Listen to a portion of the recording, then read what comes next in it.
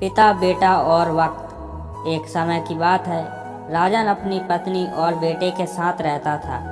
राजन का ज़्यादा समय काम करने में बीत जाता था। वह रात को देरी से आता था और सुबह जल्दी निकल जाता था। इसलिए उसकी और उसके बेटे की मुलाकात मुश्किल से ही हो पाती थी। देर से आने के कारण बेटा सो जाता था और सुबह भी सोया हुआ रहता था। एक दिन रविवार का दिन था।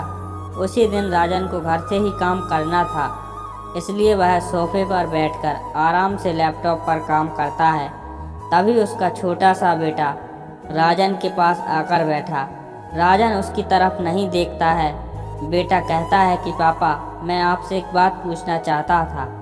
राजन को लगता है कि उसे कुछ चाहिए होगा, इसलिए पूछ रहा है।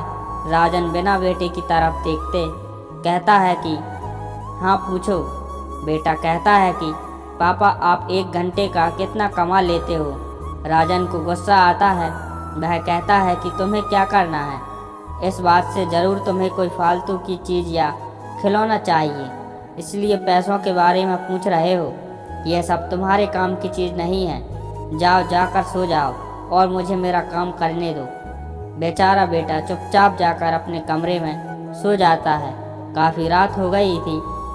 अब राजन अपना काम पूरा करके सोने जाता है तो उसे बेटे की याद आती है कि उसने कैसे बेचारे बच्चे को डांट दिया।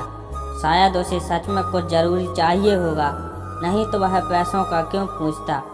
ऐसा सोचकर राजन अपने बच्चे के कमरे में जाता है और उसके माथे पर हाथ फेरता है। मेरा बच्चा सो गया क्या? तभी बच्चा अचानक उठ बैठा और बोला, नहीं पापा, मैं जागा हुआ हूँ। पिता बच्चे से कहता है कि बेटा, मैं उस वक्त व्यस्त था, अब बोलो तुम्हें कितने पैसे चाहिए। बेटा कहता है कि मुझे पैसे नहीं चाहिए, आप बस मुझे इतना बता दीजिए कि आप 1 घंटे का कितना कमा लेते हैं। पिता कहता है कि मैं 1 घंटे में 100 रुपये कमाता हूँ। बेटा झट से उठकर अपने गुल्लक को तोड़ उसमें से 100 रुपये निकाल लाया और पिता को दिए और बोला, ये लो 100 रुपये, क्या आप अपना 1 घंटा मेरे साथ बिता सकते हैं। यह सुनकर पिता हैरान हो गया। उसने मन ही मन बहुत शर्मिंदगी महसूस हुई।